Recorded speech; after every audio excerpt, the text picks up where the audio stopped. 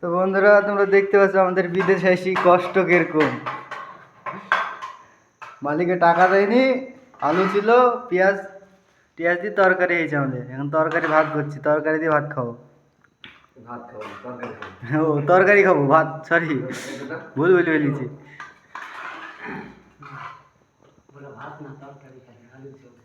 তরকারি তরকারি।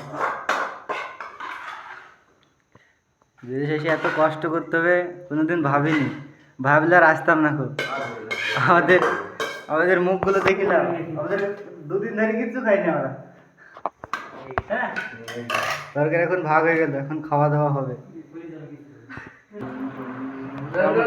আমার এখন তরকারি খেতে বসে পড়েছি। দেখো কিভাবে তরকারি বলবো, দেখো শুধু তরকারি দিয়ে, শুধু তরকারি তরকারি, ভাত নাই, চাল নাই, ঠিক আছে। তারপরে সুপারভাইজারের কাছে পয়সা চাইলাম, তো পয়সা রোববার দেবে, মানে আজ শনিবার, আজ 6 তারিখ, কাল রবিবার, কাল গান দিবে টাকা, ঠিক আছে। তো তোমরা লাইক করে দিও আমাদের এই কষ্টের জীবনটা, ঠিক আছে। বেশি বেশি শেয়ার করো, শেয়ার করতে কেউ ভুলো না, ঠিক আছে। দেখো আমরা তরকারি খালি, শুধু বিশ্বাস না হলে তরকারি দেখো, এখানে কোনো ভাত নাই, আলু তরকারি শুধু, ঠিক আছে।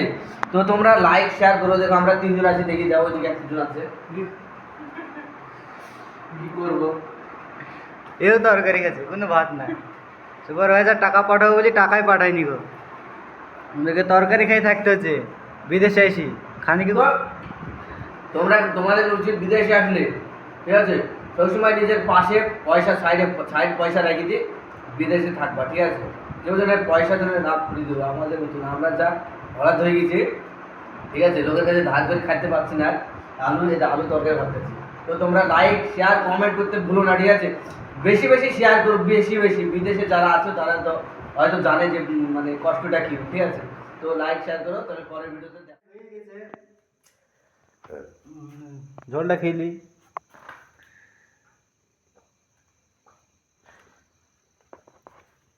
তো তোমাদেরকে একটা কথা বলবো আমি, তোমরা বিদেশে আসো, বিদেশে এসে যাই করো সব টাকা পাঠিয়ে দিও না, বুঝলে। আমাদের মতন আমরা এরকম কাজ করেছি, কিন্তু সব টাকা বাড়িতে পাঠিয়ে দিয়েছি। সুপারভাইজার টাকা দেবো বলে টাকা দেয়নি, তাই আলু তরকারি দিয়ে খাইতেছে আমাদেরকে। কপালে আমাদের ভাত জুটছে না। খুব দুমুট দুমুট ভাত খাবো বলে আমরা বিদেশে আসি, বুঝলা। দুমুট ভাত খেতে পারছি না আমরা, তরকারি খেতে হচ্ছে।